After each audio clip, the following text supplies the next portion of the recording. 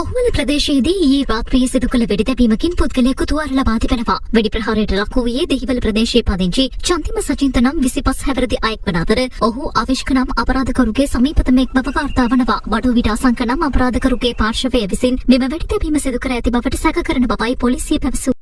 කොහොමද ප්‍රදේශයේදී ඊයේ රාත්‍රියේ සිදු කළ වෙඩිතැබීමකින් පුද්ගලයෙකු තුවාල ලබා තිබෙනවා. වෙඩි ප්‍රහාරයට ලක් වූයේ දෙහිවල ප්‍රදේශයේ පදිංචි චන්දිම සචින්ත නම් 25 හැවිරිදි අයෙක් වන අතර ඔහු අවිෂ්ක නම් අපරාධකරුගේ සමීපතම එක් බව වාර්තා වනවා. වඩු විට අසංක නම් අපරාධකරුගේ පාර්ශවය විසින් මෙම වෙඩිතැබීම සිදු කර ඇති බවට සැක කරන බවයි පොලිසිය පැවසුවේ.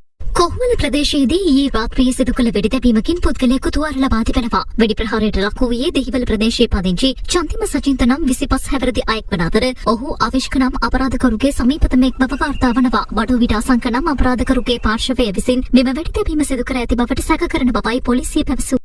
කොහොමද ප්‍රදේශයේදී ඊයේ රාත්‍රියේ සිදු කළ වෙඩිතැබීමකින් පුද්ගලයෙකු තුවාල ලබා තිබෙනවා. වෙඩි ප්‍රහාරයට ලක් වූයේ දෙහිවල ප්‍රදේශයේ පදිංචි චන්දිම සචින්ත නම් 25 හැවිරිදි අයෙක් වන අතර ඔහු අවිෂ්ක නම් අපරාධකරුගේ සමීපතම එක් බව වාර්තා වනවා. වඩු විට අසංක නම් අපරාධකරුගේ පාර්ශවය විසින් මෙම වෙඩිතැබීම සිදු කර ඇති බවට සැක කරන බවයි පොලිසිය පැවසුවේ.